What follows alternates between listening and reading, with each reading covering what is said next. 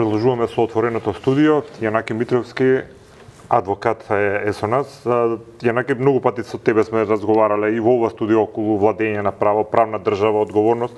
Меѓутоа повторно не се случува трагедија и многу ми навела дека не учиме од грешките што не се случуваат во минатото. Ти од сабајлето си активен на социјалните мрежи, споделуваш повеќе информации. Дали имаш нешто од твои извори што точно се случило вечерта? Па се информациите се тие, јас имав информација за дека за жал бројката ќе расте на загинатите, мислам информации од пријатели, странки мои од Кочани. Што да ти речам, сите сме во шок од Сабајле, јас си го бев на некој мини одмор, си го скратив, на никој не му е до одмор. Сабајле како се разбудив почнаа да доаѓаат се пострашни и пострашни вести, информациите се за жал дека има повеќе дузина починати. Бројката за жал се никој не посакува, меѓутоа се очекува да расте, има и неколку во тешка состојба, не се сите доидентификувани. Ваква трагедија не паметиме, не дека е прв пат, за жал, што велиш, не учиме од грешките, не е прв пат, но од ваков обем не се памети, но еве минативе 10 години се ова е барем четврта катастрофална трагедија. Дали е Ласкарци, дали е Дурмотурс, дали е Стајковци, дали е модуларната болница, значи ова е пета всушност. И она што е најважно да се промени принципот на одговорност. Сите овие 4 што ги набројав, или немаш одговорност, или таа е бенигна, или за некои постапките се уште траат. Добро, според искуството што го имаш, колку време би траела истрагата за да има неки прелиминарни причини за трагедијата?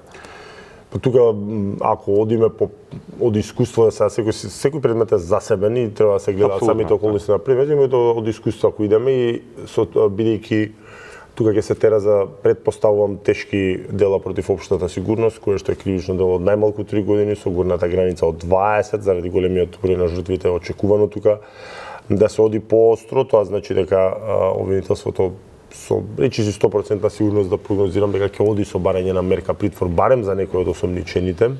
4 лица се во бегство по информациите на министерот Тошковски, дека се на потерница централна и така да опасноста од бегство е тука, опасноста од бегство и влијание на истрагата, да го повторат делото нема да можат, но се сериозни, така да ќе има приоритет.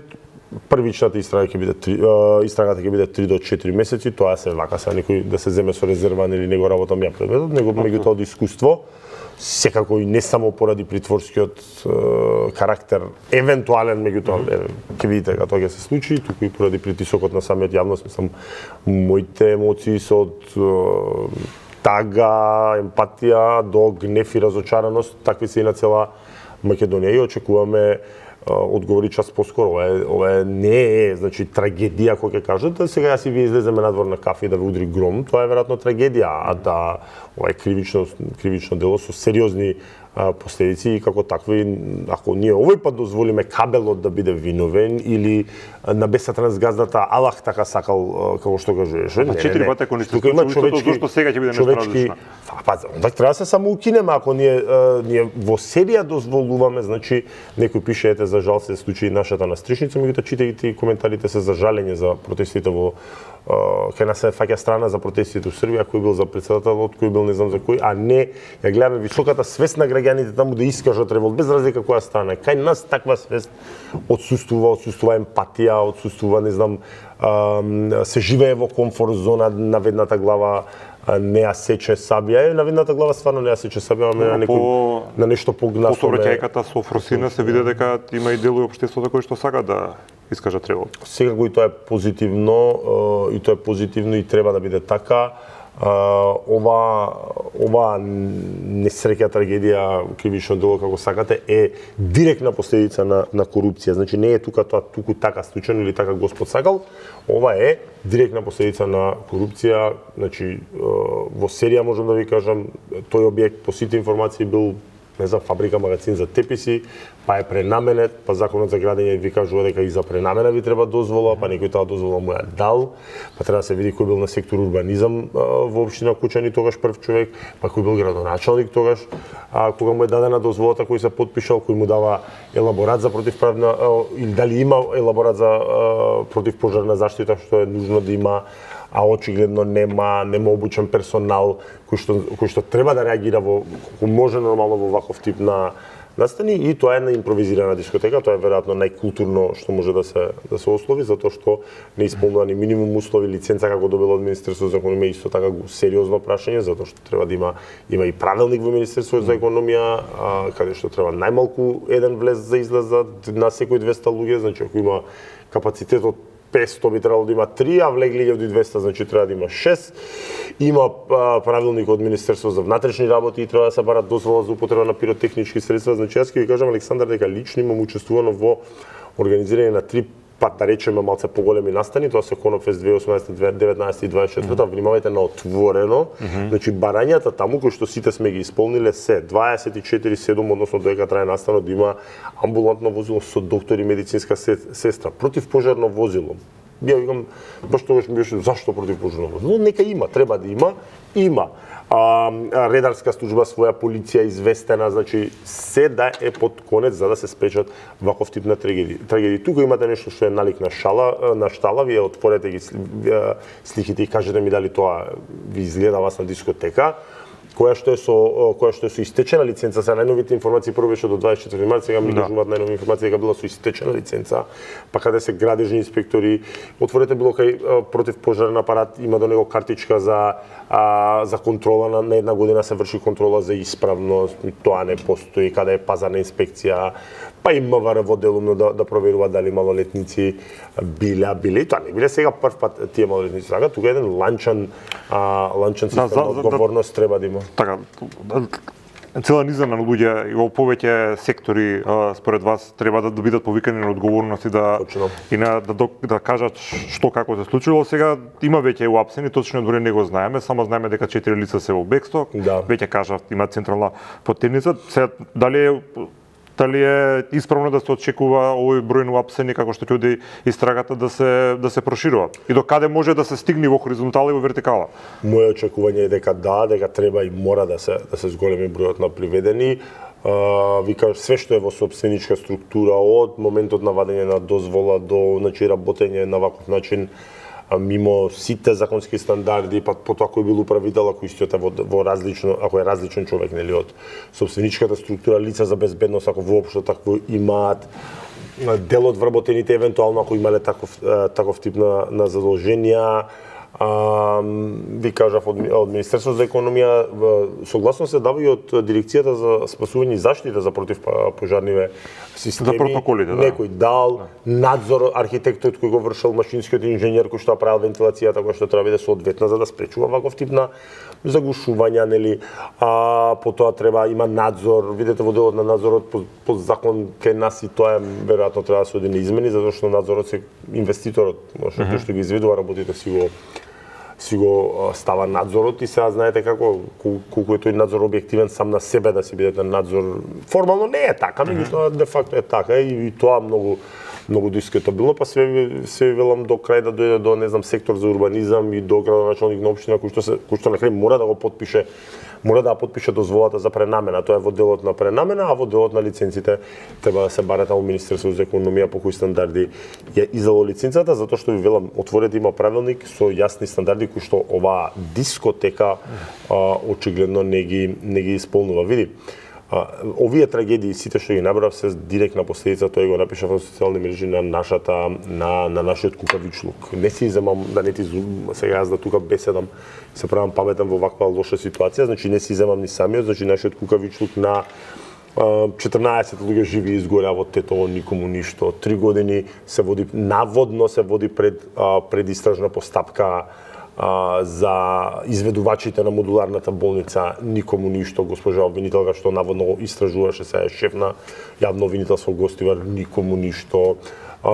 Изведувачот на работите во сета своја дрскост и безобразност и алчност, дури и го тужеше Министерството за здравство за недоплатени изведени работи, живи луѓе изгореа, никому ништо. Така да овој пат, значи, ако ние дозволиме и ова така да биде, кабелот бил крив, Господ така сакал, не знам што, а човечкиот фактор е повеќе од очигледен, не гледам зашто би требало да постоиме како држава. Треба да се само укинеме, затоа што едноставно не заслужуваме држава. Добро, Кажете ми сега законот што предвидува со колкава казна може да се соочат доколку бидат прогласени за виновни, да речеме оние кои што се одговорни што дозволиле вакво нешто да се случи. Сега јасно ми е дека има различни кривични дела и на различно ниво. Постојат кривични, видете, од делот кај сопственикот, значи кај противпожарната заштита, тука можеме да зборуваме за тешки дела против општата сигурност, каде што кога има починати лица е најмалку 3 години, бидејќи не е одредена горната граница, се гледа горната граница од кривичниот законник, тоа е 20 години, што значи дека предвиденото кривично дело, сега збориме по првичните информации, е од 3 до 20 години затвор во делот на пропустот на должниот надзор, или може да се подведе под ова кривично дело, или може да се оди за несовесно работење. Тоа ќе видиме, меѓутоа во старт веројатно истрагата оди во насока на несовесно работење на тешки дела против општата сигурност, кои што ги покриваат генерално предизвикување општа опасност и предизвикување општа опасност при градежни работи. Каков е тој систем на држава кој што дозволи, пред вас тука беше во студиото професорот Горан Марковски, декан практично на градежниот факултет, кој што кажа дека 80% од објектите во државата, без разлика дали станува збор за гостителски објекти и стамбени згради, ги немат минимум безбедносните стандарди исполнето во однос на заштита од пожари и несреќи. Александар, ако информацијата, а и тој на видео, тоа е фрапантно, но имено тоа и на видео се гледа дека се пали кровот од искри, внимавај од искри. Потом за да имаш пиротехника на таков начин треба и согласност од МВР, која што веројатно ја немаат. И таму има посебен правилник, се поднесува барање, па се добива согласност. Ние нашиот евент што сме го правеле на отворено, најмирољубив на свет, уредно сме си го пријавиле во МВР, па МВР прави проценка дали треба дополнително полициски сили или не. Така да како дозволила како да ти кажам, Господ да не чува. Сега да не јас, значи да не бидеме теолошки тука, да не навлегуваме, меѓутоа така излегува. Значи нови згради никнуваат на секој чекор, не сум јас архитект, нити знам дали ги исполнуваат стандардите, меѓутоа како што ти кажав, надзорот. Добро, проблем, сега го издигнуваме надзорот си го плаќа, искрено за тоа и прифатив да доам на телевизија за да се држи темпо, да се прави притисок. Абсолютно. Не сум во најдобро издание што е разбирливо, значи од Сабајле сум вознемирен, меѓутоа и кога се двоумев дали да прифатам поканава или не, баш ми е тоа целта, да народов мора да остане алармиран, да не биде секое чудо за 3 дена, како што за жал бидна со сите овие претходни случаи, например, веќе ти кажам, овие превозници што беа изгора живи луѓе и што имаше незгода кај ласкавци, повторно си работат по други фирми, си купуваат супер вештачења, се заканува по сведоци и така натаму, и затоа сите молчат, така да овој пат ова треба да биде, значи, онаа рачна кочница која што треба да дигнеме и да кажеме дека е доста од системска, ова е системска корупција и ништо помалку, ништо. Да, ја спомена лиценца за која што велиш дека твоите информации се дека таа била истечена, сега има и други информации, наводно дека таа била и фалсификувана уште за време на минатата влада, кој имаше друг министер за економија, секако ќе ја следиме приказната и ќе бараме потврда дали ова точно е исправно.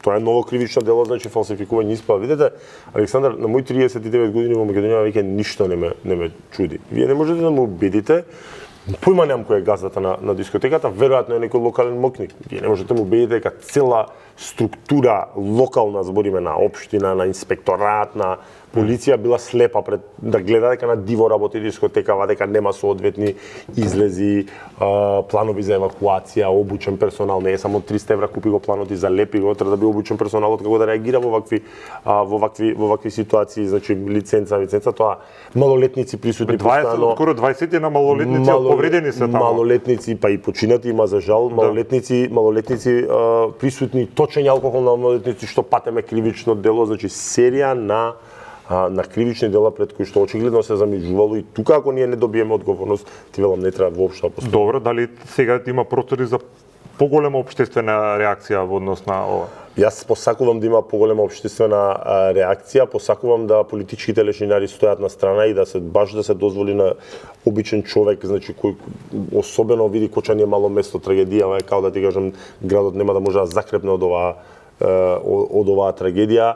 и мислам дека сега е време Кочанчање и цела Македонија, значи да дигнат максимално глас и тоа е мојата. Да, во однос на непочитувањето на голем дел од процедурите за заштита при безбедност при градба и при објекти кои што функционираат со луѓе, како што кажав, деканот на Градежниот факултет говореше во оваа студија, можеме 2 минути да слушнеме дел од разговорот со него. Точно се дефинирани со правилници прописите, правилата кои што треба да се почитуваат од аспект на противпожарна заштита на вакви и сите други објекти. Меѓутоа, верувајте, ако сето тоа се применува во пракса, моја проценка е дека можеби 70% од објектите ќе мораме да ги затвориме, ќе мора да се затворат, што во секој случај е многу по-безболно решение отколку да ризиците што со себе ги носат ваквите објекти бидат на толку високо ниво. Според мене, трагедијата е премногу голема за она што би можело како ризик да биде во ваков објект. Значи има нешто што било несоодветно во сето ова, за да доведе до вака голем број на жртви. Имаме многу работи на кои што мораме да работиме. Мора струката да се слуша, бидејќи, видите, ризици од вакви, од пожари и слично, секогаш ќе постојат. Значи не можеме да направиме објект во кој што ризикот ќе биде сведен на нула. Постојат правила. Струката ги знае правилата, ги знае прописите. Каде се губи тоа знаење попат додека не дојде да дојде до користење до употреба на тие објекти е општествено прашање на кое што мора да се работи. Кои се можат да бидат причините за вака голем број загинати млади животи, згаснати? Прво, ајде да тргнам од намената на објектот и материјалите кои што се применуваат во објектот. Второ, видовме, за тоа веројатно и веќе точно утврдено врз база на снимките кои што се шират по социјалните мрежи, дека причина за појава на огнот се тие пиротехнички средства. Некој веројатно треба да се сети дека такво нешто во така релативно низок простор и затворен не е уместно да се употребува, дека со себе носи ризик. И сега да не набројувам други работи. Она што е исто битно за вакви масовни собирања е бројот на луѓе, дали е тој соодветен на капацитетот на просторот. Се спомнува некоја бројка од 1500, дали е тоа точна или не знам, меѓутоа тоа е битен елемент кој што делува врз безбедноста, односно можноста за евакуација, број и големина на отвори за евакуација, тоа е исто од исклучително значење во вакви случаи, и нормално запаливоста на материјалите. Да, за жал, тоа е суровата реалност за која што зборуваш и деканот на Градежниот факултет. Јанаки последно прашање, за еден час од сега владата има воредна седница, освен тоа што ќе се прогласи 7-дневна ден на жалост, меѓу другото најавија и инспекции и сите на угостителски објекти, ресторани, дискотеки во државата, за да се отстранат или да се намалат шансите да се повтори ваква трагедија, секогу државата има капацитет тоа брзо и ефикасно да го направи според тебе. Па, видете, кај нас за жал се лечи на што да се спречува, меѓутоа и ваква задоцната реакција е во ред, затоа што вакви има сигурно повеќе импровизирани дискотеки кои што се онака accidents waiting to happen. Колку има капацитети е многу дискутабилно, затоа што кај нас се сериозно под и законски предвидениот и реалните очекувања капацитети човечки на инспекторатите се на многу ниско ниво, односно човечките капацитети не се исполнети колку што треба, така да колку реално може да се направи за колку брзо време е прашање до владата. Но сигурно е тоа нешто што требаше да се направи многу одамна и боле никогаш големи, значи до ваква трагедија не би требало да дојде, но за жал дојде моје огромно сочувство до семејствата на починатите. Мислам, немам зборови, да утеха нема, тоа е тоа. Ти благодарам многу за гостувањето. Почитувани, следуваат вестите на Канал 5.